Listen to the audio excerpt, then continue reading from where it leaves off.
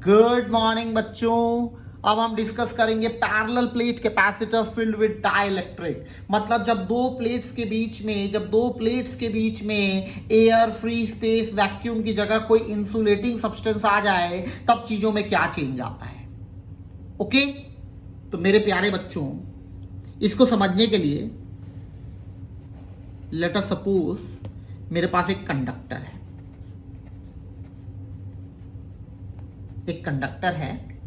जिसको मैंने एक इलेक्ट्रिक फील्ड में रख दिया है। ओके, अच्छा, मैंने अभी इलेक्ट्रिक फील्ड लाइन जानबूझ के अंदर से बनाई है क्योंकि अपने चीजों को डिस्कस करना है। ओके, तो एनीवेज मान लो मेरे पास एक कंडक्टर है जो किसी यूनिफॉर्म इलेक्ट्रिक फील्ड ई में रखा हुआ है। तो देखते हैं क्या होता है। आप बताओ, कंडक्टर को कंडक्टर क्यों बोलते हैं? ओके, क्योंकि हम जानते हैं कंडक्टर को कंडक्टर इसलिए बोलते हैं क्योंकि उसमें infinite number of free electrons होते हैं। इनफाइनाइट नंबर ऑफ क्या होते हैं? फ्री इलेक्ट्रॉन्स होते हैं। और इसी फ्री इलेक्ट्रॉन्स के मोशन के कारण हमको क्या मिलता है? करंट मिलता है। क्या मिलता है? करंट मिलता है। तो इस कंडक्टर में, इस मटेरियल में इनफाइनाइट नंबर ऑफ क्या है? फ्री इलेक्ट्रॉन्स हैं। ओके, अब फ्री इलेक्ट्रॉन्स को फ्री इलेक्ट्रॉन्स क्यों बोलते हैं? क्योंकि यदि आप उसमें थोड़ा सा फूंक भी दोगे, यदि मतलब उनको थोड़ा सा भी मोटिव दोगे तो चलना चालू कर देंगे। ओके, तो अब देखो, इलेक्ट्रिक फील्ड इस डायरेक्शन में है, इलेक्ट्रिक फील्ड इस डायरेक्शन में है, कंडक्टर है, मतलब यहां पे इनफाइनाइट नंबर ऑफ क्या है? फ्री इलेक्ट्रॉन्स हैं। हम जानते हैं कि सारे नेगेटिव चार्ज में फील्ड के अपोजिट डायरेक्शन में क्या लगता है? फोर्स लगता है। फील्ड के अपोजिट डायरेक्शन में क्या लगता है? फोर्स लगता है। तो यदि फील्ड इधर जा रही है तो इन सारे फ्री इलेक्ट्रॉन्स में फोर्स इधर लगेगा।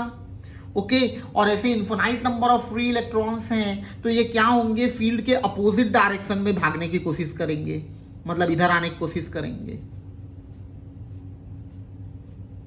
ऐसा। ओके, इस फील्ड के कारण इस कंडक्टर के इस ओर बहुत सारे infinite number of free electrons क्या हो जाएंगे? कलेक्ट हो जाएंगे। ओके, अब यदि पूरे इलेक्ट्रॉन्स इधर आ गए हैं, मतलब इधर इलेक्ट्रॉन्स की कमी हो गई है, तो इलेक्ट्रॉन्स की कमी ही क्या कहलाता है? तो पॉजिटिव चार्ज कहलाता है। तो जैसे ही हमने एक कंडक्टर को इलेक्ट्रिक फील्ड में रखा, सारे फ्री इलेक्ट्रॉन्स में फील्ड के अपोजिट डायरेक्शन में फोर्स लगा, जिससे एक और मेरे फ्री इलेक्ट्रॉन्स इकट्ठा हो गए और एक और इलेक्ट्रॉन्स की कमी हो गई, मतलब वहां पॉजिटिव चार्ज आ गया। तो इसी को तो हम क्या बोलते हैं? पोलराइजेशन बोलते हैं। क्या बोलते हैं? पोलराइजेशन बोलते हैं। ओके, तो अब इस पोलराइजेशन ऑफ चार्जेस के कारण ये अपनी एक इलेक्ट्रिक फील्ड बनाएंगे जिसको हम इंड्यूस्ड इलेक्ट्रिक फील्ड बोलेंगे। क्या बोलेंगे? इंड्यूस्ड इलेक्ट्रिक फील्ड बोलेंगे, जिसका डायरेक्शन ऑब्वियस सी बात है, प्लस से माइनस होगा। तो ये एक इलेक्ट्रिक फील्ड बना रही है, इंड्यूस्ड चार्जेस बना रही हैं, ठीक है, जिसको हम नाम देंगे इंड्यूस्ड इलेक्ट्रिक फील्ड। ओके, तो आप देखो, एक्सटर्नल इलेक्ट्रिक फील्ड इस डायरेक्शन में आ रही है, इंड्यूस्ड इलेक्ट्रिक फील्ड इस डायरेक्शन में है, कंडक्टर है मतलब बहुत सारे चार्ज हैं, infinite number of free electrons है, मतलब ये इंड्यूस्ड इलेक्ट्रिक फील्ड की स्ट्रेंथ बहुत ज्यादा है। ओके, इंड्यूस्ड इलेक्ट्रिक फील्ड और एक्सटर्नल फील्ड का डायरेक्शन क्या है? अपोजिट है। इससे क्या होता है? हमारी नेट फील्ड जीरो हो जाती है। कंडक्टर के अंदर इलेक्ट्रोस्टैटिक कंडीशन में नेट इलेक्ट्रिक फील्ड कितनी हो जाती है? जीरो हो जाती है। ओके, अब इमेजिन करो, कंडक्टर की जगह यहां पे कोई इंसुलेटिंग सब्सटेंस रखा है, डाइलेक्ट्रिक सब्सटेंस रखा है। ओके,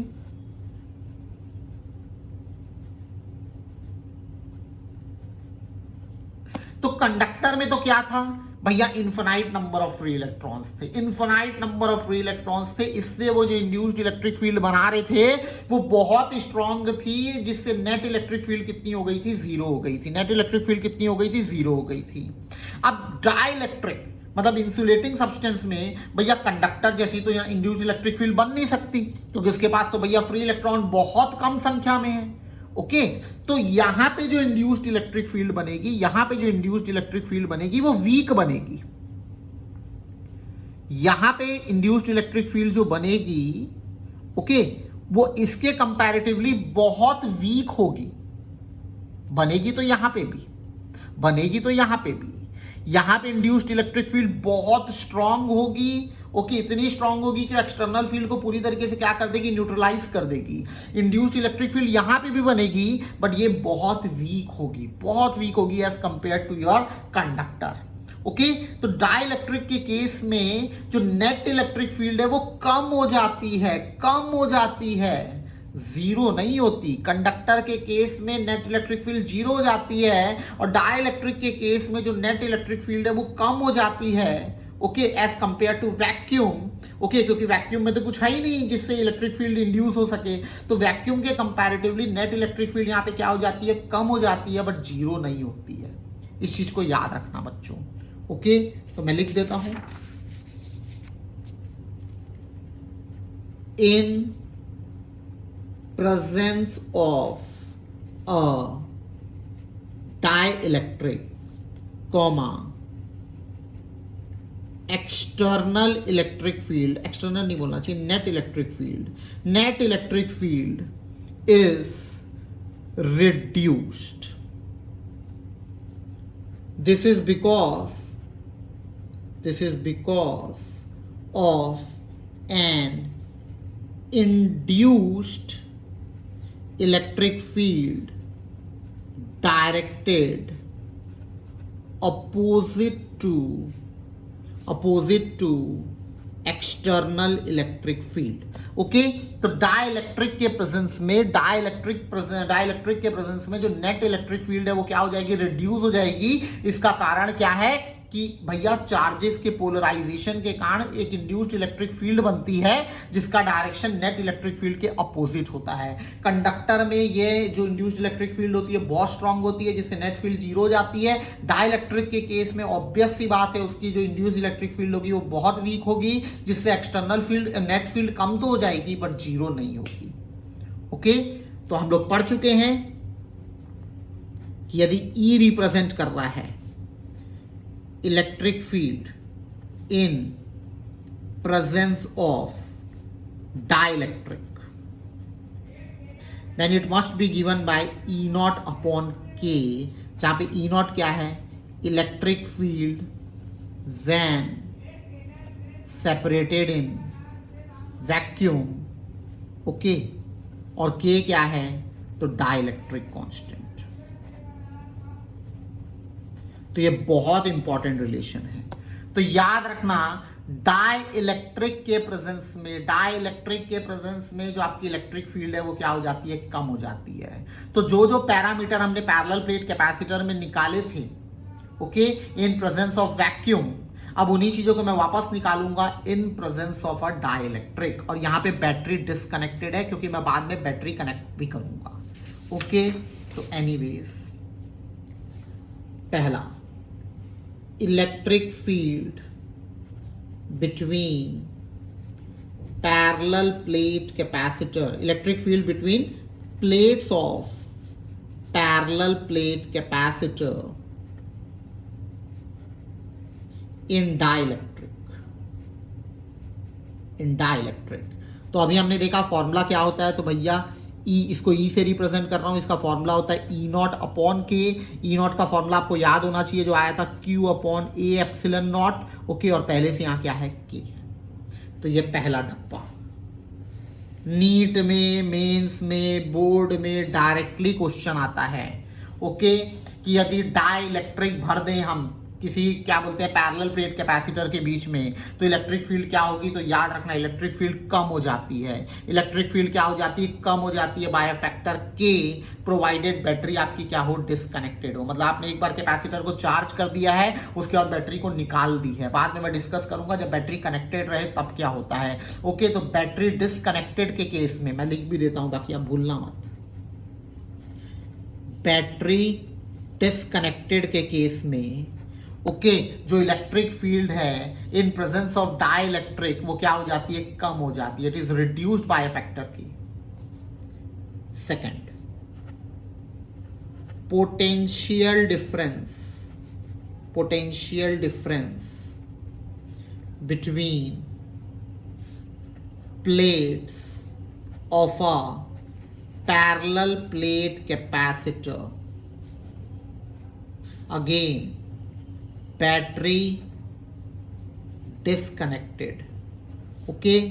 तो इसका फॉर्मूला हम लोग, इसको V से डिनोट कर रहा हूं, हम लोग पढ़ चुके हैं V का फॉर्मूला क्या होता है, ED, ओके।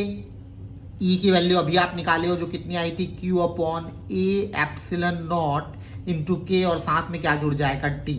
तो ये किसका फॉर्मूला बन गया, potential difference between plates of a parallel plate capacitor, ठीक है, व्हेन सेपरेटेड इन डाइलेक्ट्रिक, और यहाँ पे बैटरी डिस्कनेक्टेड है, मतलब आपने एक बार कैपेसिटर को चार्ज कर दिया है, दोनों में इक्वल अपोजिट चार्ज ले आए हैं, उसके बाद बैटरी को आपने क्या कर दिया है, निकाल दिया है। ओके, तो इसका फॉर्मूला क्या है, Q upon A epsilon naught into के, और पूरे फिर इंटू में क्या है, D है।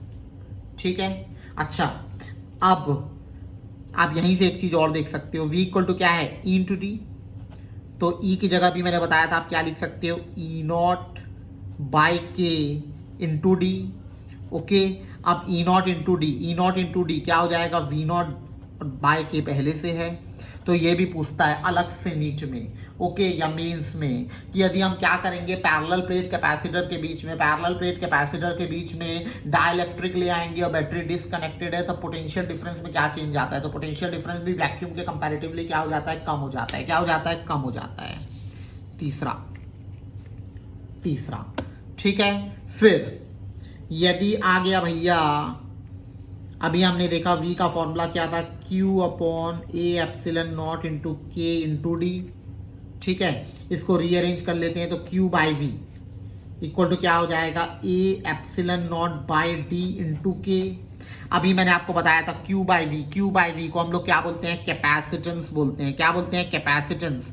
अब ये कैपेसिटेंस कब का हो गया है, तो भैया डाइलेक्ट्रिक के प्रेजेंस में हो गया है। ठीक है, equal to A epsilon naught by d, क्या था, पैरेलल प्लेट कैपेसिटर का कैपेसिटेंस था, जब उनके बीच में क्या थी भैया, क्या थी उनके बीच में, वैक्यूम, जिसको मैंने सी नॉट से डिनोट किया था, इनटू के।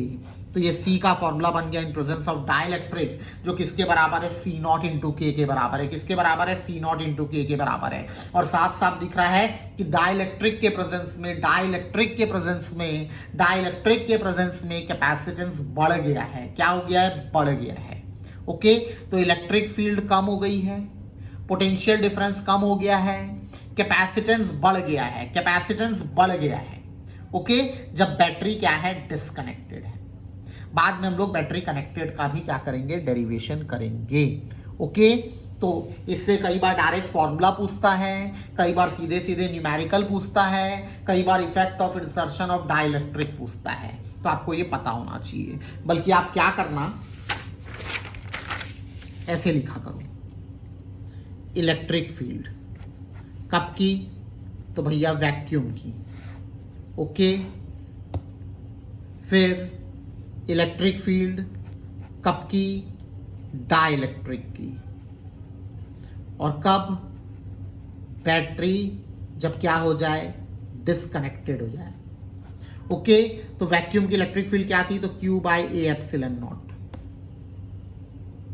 डाइलेक्ट्रिक में क्या थी, तो Q upon A epsilon naught into की।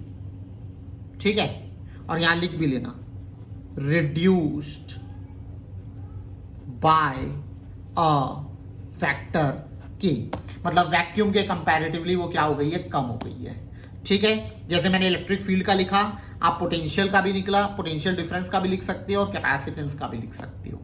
ठीक है बच्चों, तो मिलते हैं नेक्स्ट वीडियो में।